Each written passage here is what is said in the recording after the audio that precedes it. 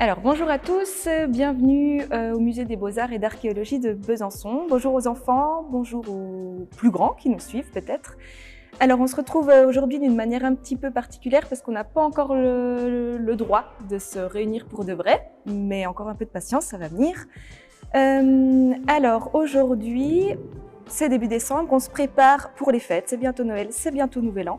Alors on se disait au musée que nous aussi on aimerait bien organiser une petite fête et c'est pour ça qu'on a appelé cet atelier les fêtes de papier. Et on va essayer de fabriquer ensemble des petites cartes qu'on appelle des pop-up pour organiser une fête de papier. Alors pour faire ça, on va faire un petit peu comme une recette et on a besoin de plusieurs ingrédients. Et ces ingrédients, on va aller les chercher, on va faire un petit peu nos courses à l'intérieur du musée.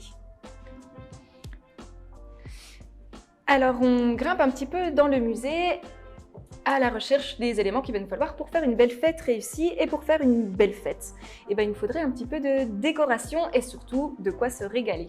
Alors on est ici dans l'espace du musée qui est réservé aux natures mortes. C'est un nom un petit peu particulier que vous n'avez jamais peut-être entendu. Une nature morte, alors c'est un genre artistique qui va représenter des objets inanimés. Alors très souvent, on va voir des fleurs, on va voir des fruits, de la vaisselle, des assiettes, des verres. Et il y en a de plein de sortes différentes. Ça peut être des natures mortes alors très généreuses avec beaucoup de fruits, beaucoup de fleurs. C'est foisonnant, ça donne très envie de manger tout ce qu'il y a. Et puis parfois, c'est des natures mortes un petit peu plus maigres, comme celle qu'on va étudier aujourd'hui, qui s'appelle Nature morte à la tourte entamée de Peter Claes, qui est un peintre hollandais du XVIIe siècle. Alors, aujourd'hui, un petit rappel, on est au XXIe siècle, ça veut dire que le XVIIe siècle, c'est il y a un peu plus de 400 ans. Donc c'est une tourte qui a un petit peu d'âge, mais qui donne toujours très envie. Parce que si on regarde un petit peu cette peinture, on voit qu'on est dans des tons très chaleureux. On est dans une lumière dorée qui baigne toute cette scène, des tons ocre. Voilà, ça donne envie encore de picorer un petit peu. Et d'ailleurs, on voit qu'on n'est pas les seuls à avoir eu envie de picorer cette tarte parce qu'on a l'impression que quelqu'un est déjà passé et qu'on est un petit peu devant des restes. Il y a un invité qui est peut-être venu un petit peu plus tôt. Donc voilà, on a de quoi décorer avec des belles fleurs, de quoi manger pour cette fête. Et maintenant, on va continuer un petit peu nos courses pour réussir notre fête. Alors, autre ingrédient principal, nécessaire, qu'il nous faut pour faire une belle fête, c'est la musique. Un petit peu de musique et puis surtout des invités. Des gens pour être avec nous à notre fête. Et s'il y a un peu de musique, peut-être qu'ils vont se mettre à danser. Alors ici, on est dans une autre partie du musée où derrière moi se trouvent pas mal de tableaux qu'on appelle des scènes de genre. C'est peut-être un autre terme que vous n'avez jamais entendu. Alors des scènes de genre, en fait, on va aller directement un petit peu peindre dans le quotidien des gens. Le quotidien, ça veut dire la vie de tous les jours. Donc c'est, quand je dis les gens, ça va être aussi les paysans, les commerçants, les artisans, les gens du peuple. Et on va s'immiscer un petit peu dans leur intimité. Alors ici, nous, on va s'intéresser particulièrement à deux petites peintures, ou une petite peinture, qui ont été réalisées d'après un peintre qui s'appelle David Ténier. Et c'est aussi des peintures du XVIIe. Alors, dans cette petite peinture-là, on peut regarder un petit peu la composition. Donc, on voit une grande diagonale qui traverse tout le tableau, avec d'un côté, dans le côté droit, toute cette foule de paysans qui chantent, qui dansent. On voit un petit musicien qui s'est hissé sur quelque chose pour jouer de la flûte.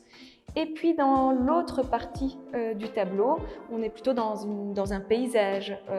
Ça ouvre sur le ciel, sur les arbres derrière. Donc chez Ténier, on voit souvent cette relation entre l'homme d'un côté et la nature de l'autre qui vont être ensemble. Et puis on peut regarder aussi un petit peu, notre regard va aller directement en plein centre où il y a une petite église. Ça fait comme le centre d'un point de fuite. En fait, elle va être disposée juste au milieu. Et on peut aussi parler, parce que ça va nous servir dans l'atelier, de ce qu'on appelle des plans. C'est-à-dire qu'est-ce qu'on voit au premier plan, au deuxième, au troisième, qu'est-ce qu'il y a devant, au milieu, derrière. Et ça va nous servir pour réaliser notre carte. Donc en premier, on voit les petits paysans, puis le village derrière, et puis ça s'ouvre sur une perspective tout au fond. Donc on a de la musique, on a de quoi manger, on a de la décoration, on a des invités. Et bien maintenant qu'on a tous les ingrédients, on va aller réaliser notre petite carte pop-up. Alors voilà, là on est dans la salle d'atelier du musée des Beaux-Arts et d'Archéologie et du coup on va pouvoir commencer à travailler. Donc je vous remontre un petit peu les petites productions qu'on peut faire. Alors ça, ce sont des exemples que moi j'ai faits. Vous pouvez en faire des milliers, des millions de cartes différentes. Donc ici, ce sont des petites cartes pop-up. Pop-up, ça veut dire que ça jaillit un petit peu. On voit qu'en fait, ces cartes, elles ne sont pas plates, elles sont en volume. Donc là, c'est 3 exemples. Donc je ferme, hop, j'ouvre. Et si on regarde un petit peu les coulisses, on voit que en fait, ça permet de passer de la 2 dimensions à 3 dimensions. Donc nous, on va essayer de réaliser celle-là. On va essayer de faire des choses un petit peu assez simplement. Moi, j'ai utilisé des images du musée. Vous pouvez aussi utiliser des images des collections du musée. Ou si vous n'avez pas accès à ça, et ben, n'importe quel magazine qui traîne chez vous. Il suffit de feuilleter, de regarder un petit peu. Peut-être qu'il y a des images qui vous intéressent et de venir sélectionner ces images. Alors, on va d'abord regarder un petit peu le matériel dont on a besoin. C'est assez simple, je pense que vous trouverez ça chez vous. Donc on a besoin d'un bâton de colle, d'une paire de ciseaux et si vous avez une règle, ou sinon on peut aussi se débrouiller autrement. On aura besoin aussi de 2 feuilles de papier. Alors essayez de trouver du papier un petit peu rigide, du papier canson, mais plus épais que du papier machine parce que sinon il ne se tiendra pas. Ça peut être des feuilles de couleur, ça peut être aussi des feuilles blanches, enfin ce que vous avez sous la main. Donc la toute première étape de cet atelier, c'est qu'on va venir plier ces feuilles. On les met bien bord à bord, on essaye de travailler proprement. Les coins arrivent sur les coins et à chaque fois, on va venir bien marquer le pli comme ça. Donc on peut faire avec le pouce, avec l'ongle. Vous pouvez aussi utiliser le bout de votre ciseau et venir passer comme ça. Voilà, là je l'ai juste plié en 2. Je fais la même chose avec l'autre feuille. Hop. Je viens bien marquer le pli. Et une chose que j'ai peut-être pas dite, c'est que ces 2 feuilles ne sont pas exactement du même format. Il y en a une qui est plus petite que l'autre. Donc, si vous ne les avez pas directement plus petites ou plus grandes, eh bien, il suffit de venir redécouper un petit peu à la dimension qui vous intéresse. Donc voilà, on va laisser la plus grande feuille de côté pour l'instant, on n'en a pas besoin. Donc on va partir de notre support, c'est la petite feuille, et en fait notre espace de travail, ça va être une demi-feuille, on appelle ça un format A5. Donc moi j'ai plein de documents là, donc je fouille un petit peu, je vais regarder, j'ai des images, tiens peut-être que ça pourrait me servir de décor, peut-être que là c'est le petit singe qui m'intéresse, ou le perroquet, ou des fruits. Donc c'est vous qui allez choisir ce qu'il vous faut, pareil dans les magazines, vous sélectionnez ce qui vous intéresse. Alors, pour réaliser celle-ci, moi je suis partie du tableau de François Boucher et c'est les petits personnages qui dansent qui m'intéressent. Donc, on prend ces petits ciseaux, on découpe. Moi, j'ai gagné un petit peu de temps. Hop, ce qui m'intéresse aussi, ça va être dans cette petite nature morte, le perroquet. Et la 3e partie, qui est en fait mon premier plan, ici, ce sont ces petits personnages qui font la farandole et qui dansent. J'ai choisi les personnages, de quoi manger. J'ai choisi tout ce qui m'intéresse. Je fais un petit peu de vide devant moi. Et puis maintenant, je vais regarder comment je vais placer. Donc c'est à vous, vous allez déjà passer à plat pour voir quelle est la composition qui m'intéresse, quel sera mon premier plan, mon deuxième. Et là, moi j'ai choisi de mettre en premier plan la petite farandole, en deuxième de quoi manger et derrière. Voilà, donc on place déjà à plat pour voir aussi si ça rentre dans ma feuille. Donc, on a fait notre composition. Maintenant, on va laisser les éléments un petit peu de côté.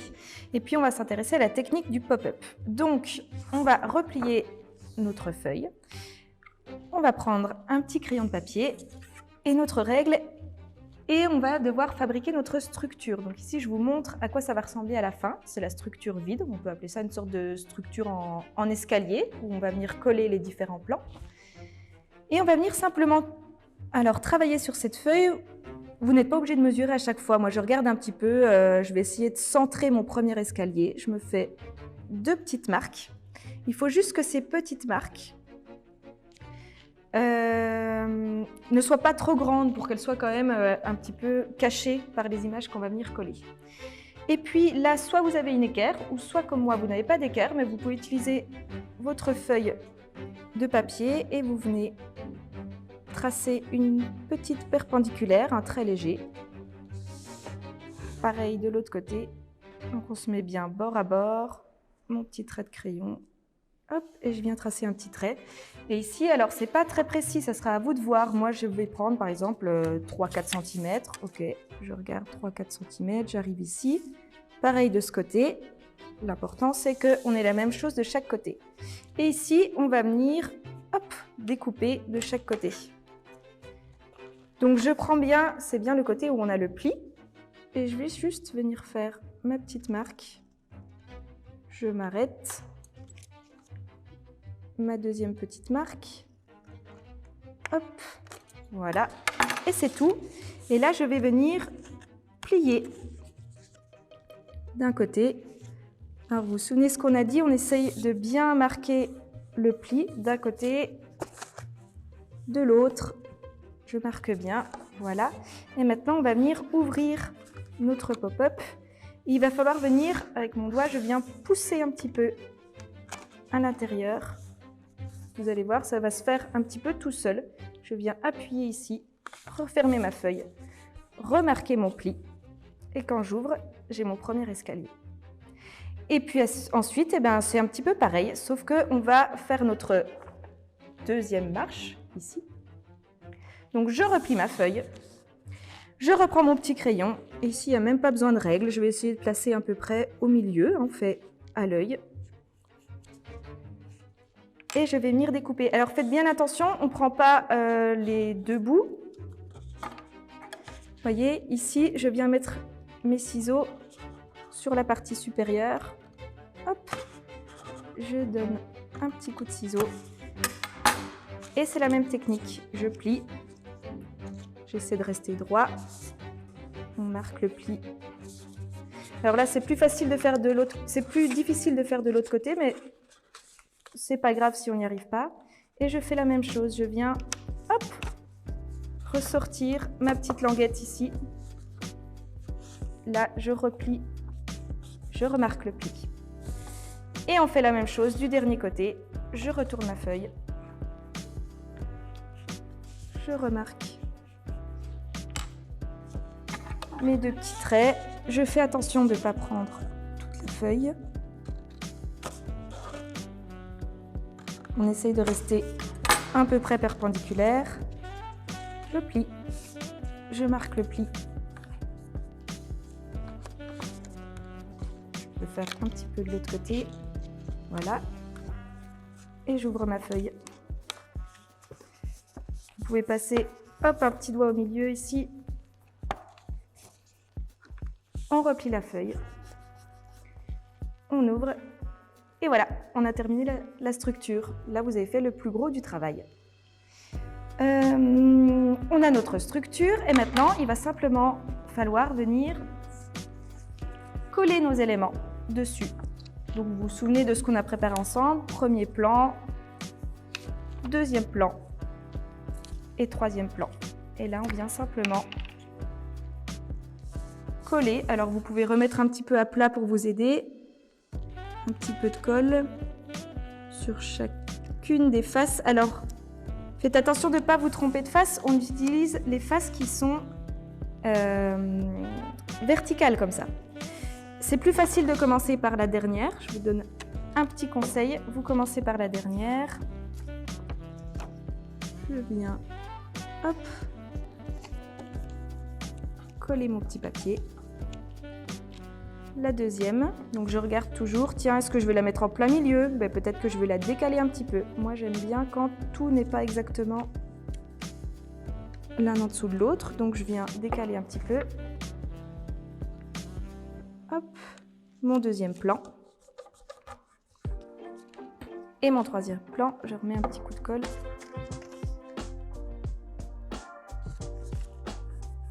Voilà, on essaye de rester bien droit. Et on vérifie que tout marche bien. On replie. On appuie bien partout, que la colle prenne bien. Et quand on ouvre, on a notre pop-up.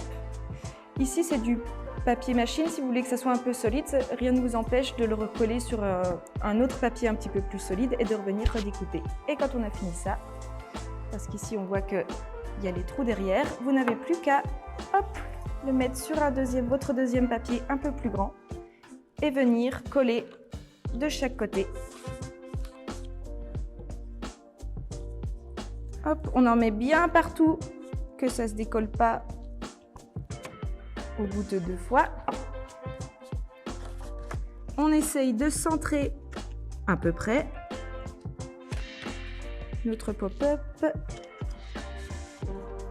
On cale bien. Hop, je ferme. Voilà, j'ai collé ma première partie et vous faites la même chose de l'autre côté. Je referme par-dessus. J'appuie bien. Hop. Et vous avez votre premier pop-up. Et après, vous pouvez venir redécorer, recoller des éléments derrière, peut-être décorer devant, écrire votre carton d'invitation ou vos petits mots pour les vœux. Et plus vous vous entraînerez, plus vous pourrez faire des pop-up difficiles. Peut-être que vous pouvez après rajouter d'autres petits escaliers, mettre des éléments un petit peu plus en avant, découper les papiers que vous collez, comme ici. Ça sera à vous de vous amuser et puis de complexifier, de rendre le pop-up de plus en plus difficile. Alors voilà, on a terminé de travailler ensemble, vous avez terminé vos différentes réalisations, donc j'espère que vous aurez plein d'idées et que vous pourrez les envoyer pour différentes occasions, pour Noël, pour Nouvel An, pour les anniversaires plus tard. Et j'en profite pour vous souhaiter de passer des bonnes fêtes également.